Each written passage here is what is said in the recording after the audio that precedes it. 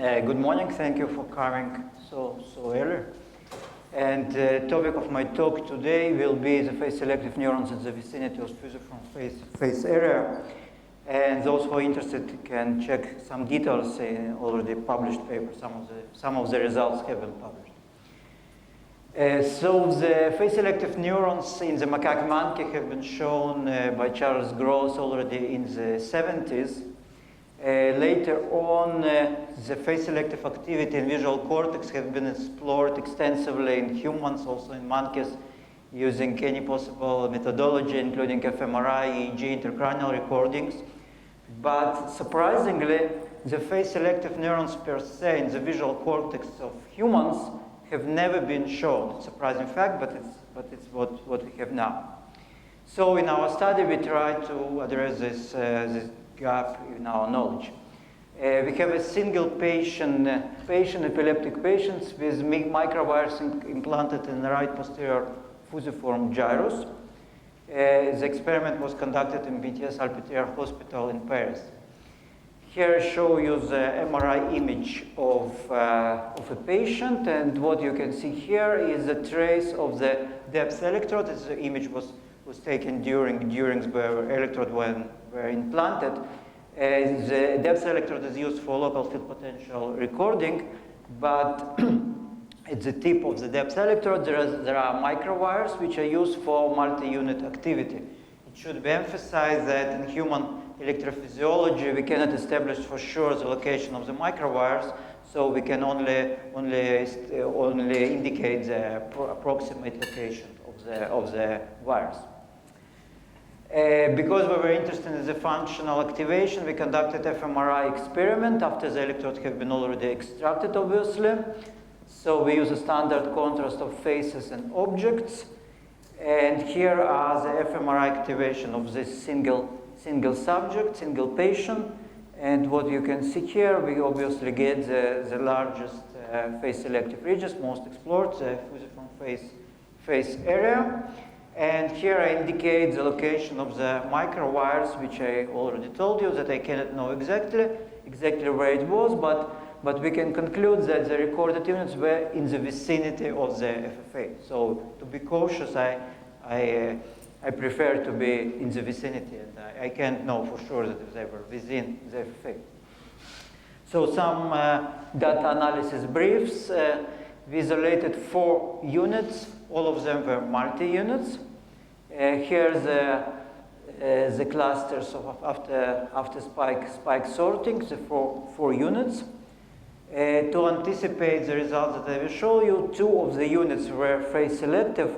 The face selectivity of 2 of these units were relatively similar, except for one experiment. So we will see the responses of 1 face-selective unit. So their first experiment with faces, objects, and scenes, those are as example stimuli. We used, there were familiar faces. Remember, the experiment was in France, so the familiar faces were French celebrities. The unfamiliar faces were Israeli celebrities. The same idea was for familiar scenes and unfamiliar scenes. It was not only Israel, but I tried to preserve some Paris architecture, so I can't use only Israeli buildings. And we have objects. And here are the results of this experiment in this one unit that I show you. Here I show you the raster plot. X-axis is the time in milliseconds, y-axis is the trials, and each dot represents the spike. And the conditions were binned the trials were binned according to conditions. So there are five conditions. And what we can see immediately is that for 2 phase conditions, the familiar and unfamiliar phases, there was a large increase in firing rate for both of these conditions. It was sort of all or none, like increase after at some point, and the point was about 130, 140 milliseconds from the onset of the stimulus, which is roughly corresponds to N170 components in the EEG RP studies.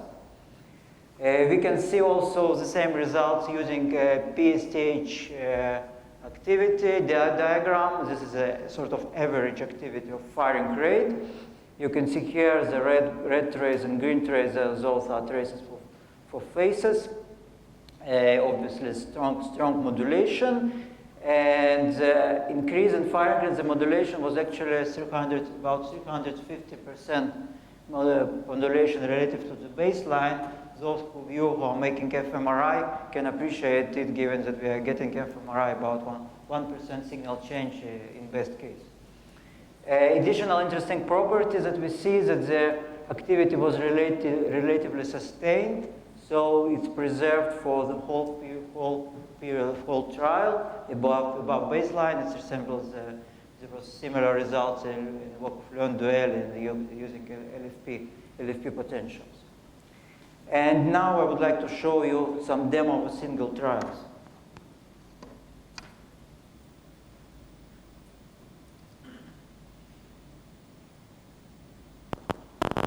So what you see here, this image is the image that the patient saw on his screen. Here is the diagram of the firing rate. X-axis is the time, y-axis is the z-scored firing rate.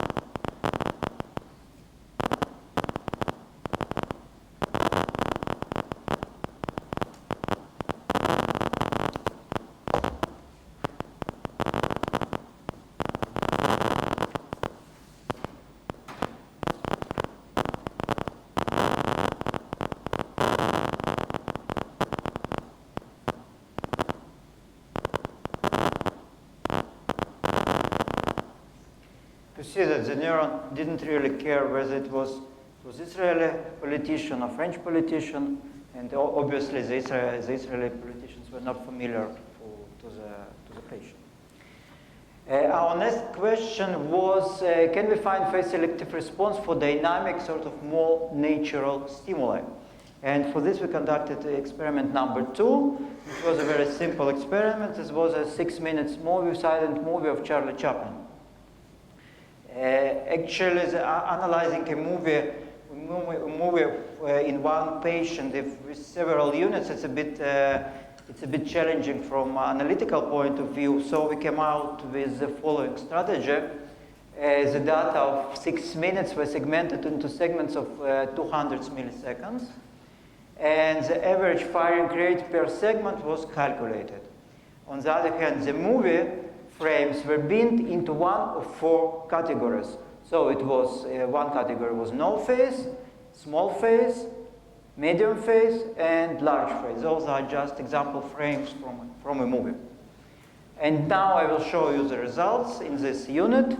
What we get here I show you 4 categories, and y-axis is the firing rate. Each dot represents the average, small dot represents the average firing rate within 200 milliseconds. And what we can see is that the larger was the phase, the higher was the firing rate. So it's sort of indication that it was phase selective also for dynamic stimuli. Please keep in mind that in our analysis, the focus of the attention was completely not taken into account. So it is possible that the face was on the screen, but according to the plot of the study of the movie, the patient was not looking at the face, but was looking on the hands and so on. So it's placed against us for our results, and the fact that it was still possible to get this difference indicates that the effect was there. And now I would like to show you 2 demos of the movie.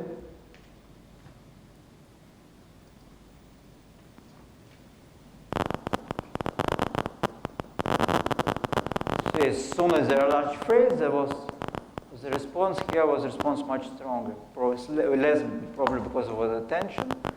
Here is another example. So it's not only about human faces, if you're not sure about it. In our third experiment, we asked whether we can find emotional modulation in this face-selective unit. So we conducted experiment with 3 conditions. There were fearful, very, very fearful faces, the most fearful I could find. There were neutral faces, and there were images of scenes of natural disaster. So on one hand, it was a scene, natural scene. On the other hand, this was something very, very emotional. Those are just examples of the stimuli. And here are the results. What I show you, the red trace is a fearful face, green trace is a neutral face. And we see a clear modulation to both types of faces. And there was no modulation for emotional non-face stimuli.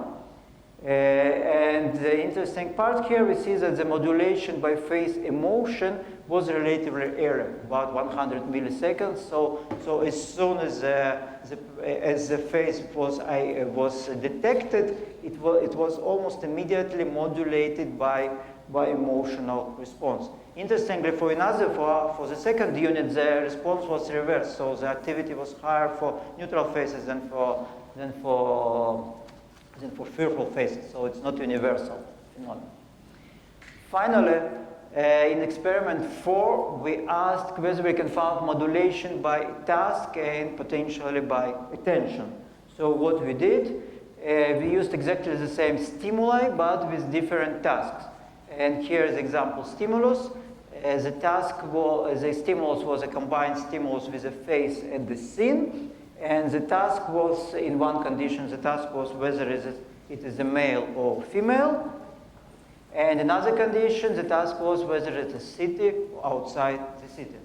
So, but note that the stimulus was exactly the same stimulus. That's the idea of such manipulation.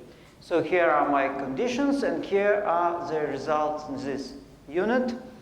What we see a clear modulation. The blue trace is the face task, the red trace is the scene task. We see a clear modulation of attention, which was relatively late. It started from about 300 milliseconds. And to some extent, we can say that we see a dissociation between 2 types of processing. The emotional phase was processed relatively early, about 150 milliseconds, and the task and potential attention was about 300 milliseconds. I say only potentially because we did not record that eye movement in this experiment, so we cannot know potential. I'm not sure. I doubt, but potentially it can be not only attention, but I think the attention was the most dominant factor. And here I would like to thank you for your attention. And if you are interested in the work we are doing in our lab, you can contact me. Thank you.